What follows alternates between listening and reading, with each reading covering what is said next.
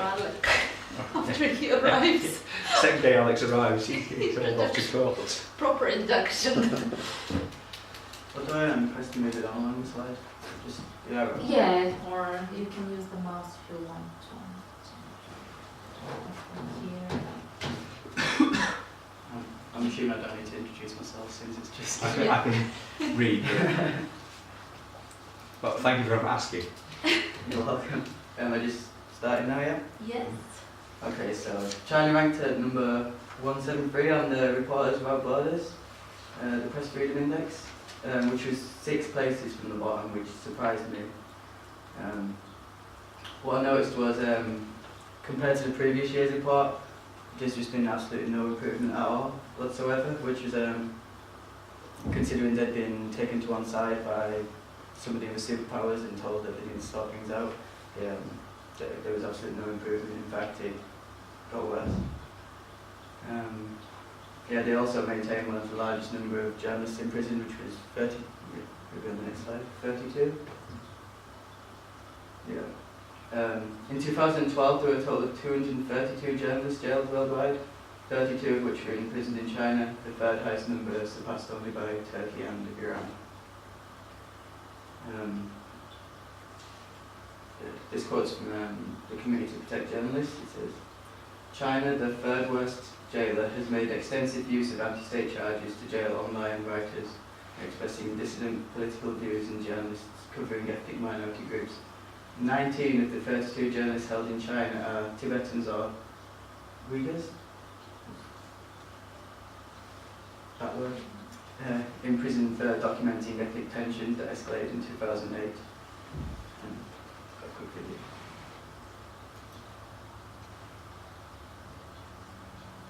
It will take a while.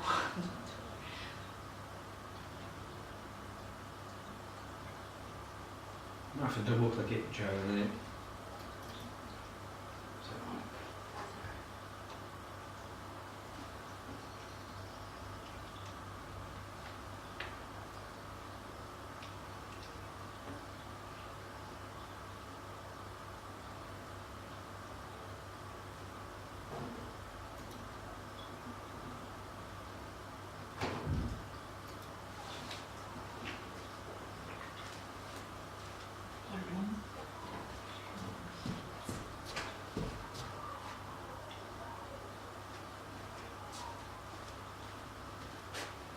There has been a worldwide increase in the number of jailed journalists, according to New York-based Committee to Protect Journalists, CPJ.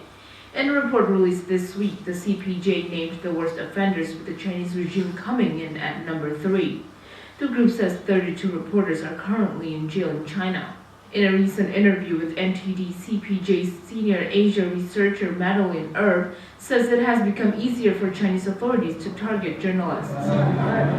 So it's not that people are writing on more contentious issues, but it's that more issues are being put in that box which is considered contentious. In its latest assessment, the CPJ says Chinese authorities extensively use anti-state laws to suppress journalists.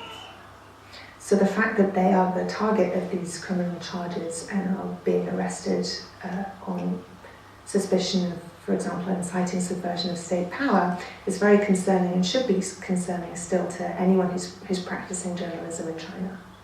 While China is not the worst offender, being surpassed only by Turkey and Iran for most jailed journalists, its status as an emerging political and economic power brings obvious concerns. What you have is the impression that there's a lively civil society and that journalists are able to speak freely about the obstacles they face in their work. That's obviously not the case in China. The CPJ says writers and journalists who expose the suppression of ethnic minorities in China are at higher risk of suppression. Of the 32 journalists jailed in the country, 19 are ethnic Tibetans or Uyghurs. In its 2012, the CPJ says 232 journalists are imprisoned worldwide. That's 53 more cases compared to a year ago.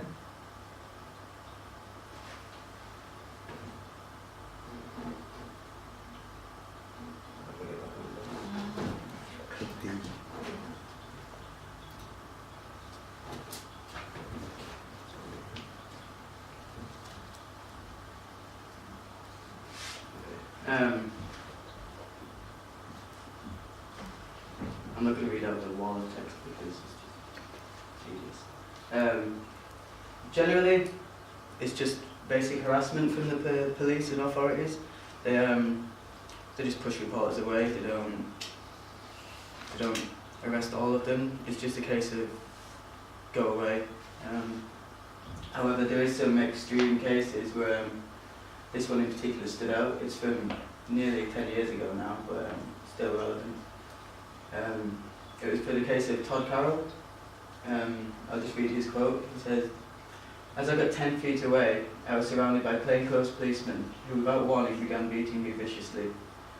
There was a man in front of me wearing dark glasses with short cropped hair who was flailing me over the head with a bandana filled with rocks or lead shot, presumably rocks, something very hard. He splintered the top of the camera, the eyepiece of the camera. He continued to flail me over the head again and again." And he was covering the Tiananmen Square revolt.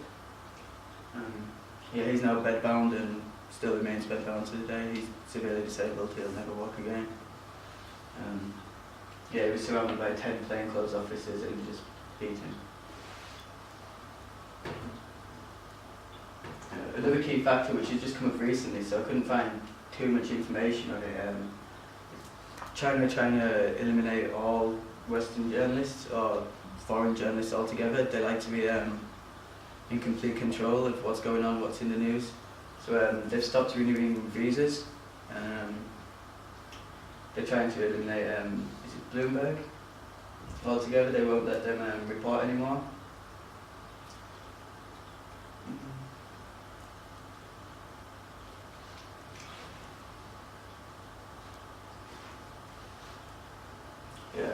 Controversially, it's believed that all the issues began with expelling the foreign journalists when there was an investigation into ex-Premier Wen Jiabao's wealth and the wealth of his family.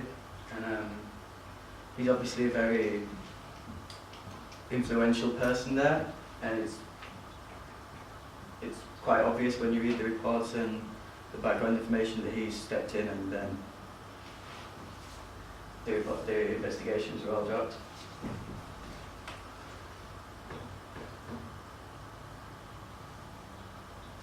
There's censorship inside China. I'll read this. A recent update to the internet censor has seen multiple internet giants included in the censored list, including Google, Twitter, YouTube and Facebook. However, Liu Xiaoming, the Chinese ambassador to Britain, told the BBC on Friday that there was a misconception about the internet and development in China. He said, "In fact, the Chinese are very much open in terms of the internet. In fact, we have the most number of internet users in China today," which is easy to say since they have such a large population. However, they're just massively, they can't do much on it. They have their own version of Twitter and Facebook. They want everything completely under government control. And print censorship again, the Southern Weekly, which is one of the main investigative journalist newspapers there, it's just been shut down. Not just, rather recently. I've got a video for them.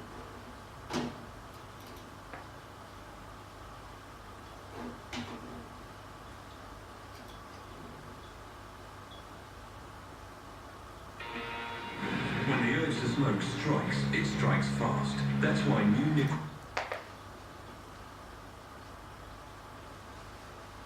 These are the main offices of China's Southern Weekly newspaper in Guangzhou. Renowned for serious investigations and testing the limits of censorship, it's now the centre of a dispute over press freedom. The censorship of its editorial that called for political reform into a tribute to the ruling party has enraged many of the paper's journalists and its readers. This act of suppressing the freedom of the press should be changed. Otherwise, it's going to be detrimental to the public interest of knowing the facts. I'm here to say the Southern Weekly is not alone. There are lots of people supporting them. In Chinese culture, the chrysanthemum is sometimes seen as a symbol of nobility, meaning the laying of the flower outside the newspaper's headquarters is more than symbolic. Now, leading journalists at Southern Weekly have called for the propaganda chief who changed their editorial to resign. they've begun a strike in protest of what they call the censor's dictatorial acts. It is very rare for mainland Chinese journalists to protest against the propaganda authorities, especially this will cost them their jobs and put them subject them to some kind of official harassment. With more than 1.5 million readers, Southern Weekly is particularly influential. So, this case is being seen by many people as a challenge for the new Chinese leadership under Xi Jinping. The banned editorial that called for reform used a phrase that he had previously used.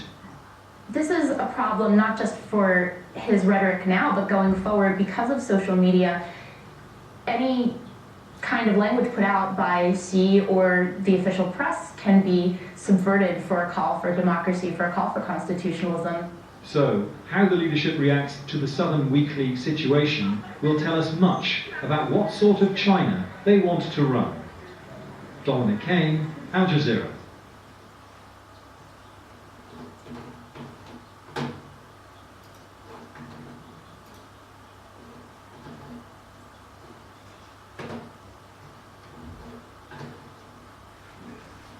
The conclusion I've come to is that although there have been no major proven murders of journalists, persecution towards non-government controlled and foreign journalists is a gigantic issue and an issue that simply cannot be maintained by one of the world's leading superpowers.